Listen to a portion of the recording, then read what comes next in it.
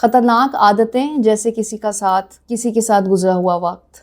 उसके साथ दूसरी चीज़ों में इन्वॉल्वमेंट, उसको चेंज करना बड़ा ही मुश्किल होता है क्योंकि लगता है कि माइंड में कुछ छाप डल गई है और अब हम बढ़ ही नहीं सकते। जब भी आप अपनी शॉर्ट टर्म मेमोरी से लॉन्ग टर्म मेमोरी में किसी भी चीज़ को या किसी भी पैटर्न को रिपीट कर कर के, रिहर्सल कर कर के लॉन्ग टर्म मेमोरी में डाल देते हैं, तो आदत चेंज करने के लिए एक तो पैटर्न है थॉट स्विचिंग का, कि आप कोई काम कर रहे हैं और उसके बाद दूसरे काम में डलने के लिए या एक आदत को छोड़ने के लिए आपको ज़्यादा टाइम सर्व करना होगा दूसरी तरफ, और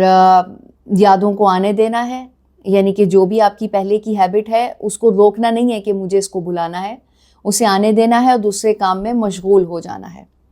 एक चीज़ ये हो गई। और दूसरी चीज़ जो एडवांस है वो ये है कि जो शॉर्ट टर्म और लॉन्ग टर्म मेमोरी का पैटर्न मैंने आपको बताया, उसी तरह आप दूसरा काम जो कि अपनी लाइफ में शामिल करना चाहते हैं, जैसे कि आपका कोई ऐसा एक्ट जिसमें बहुत ज़्यादा डोपामिन आपको मिलता रहा,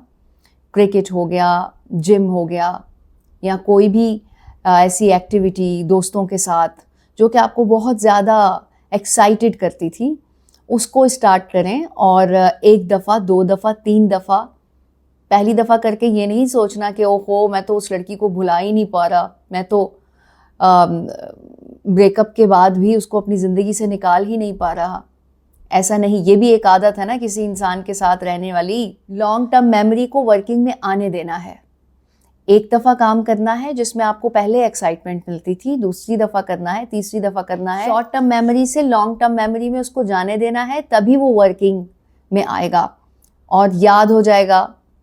लॉन्ग टर्म मेमोरी को। हर इंसान की अपनी कैपेसिटी होती है, तो किसी इंसान पे ये 2 महीने में जाहिर होने लग जाएगा, किसी पे 1 महीने में, किसी पे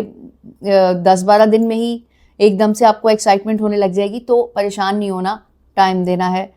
आपकी हैबिट स्विच हो जाएगी।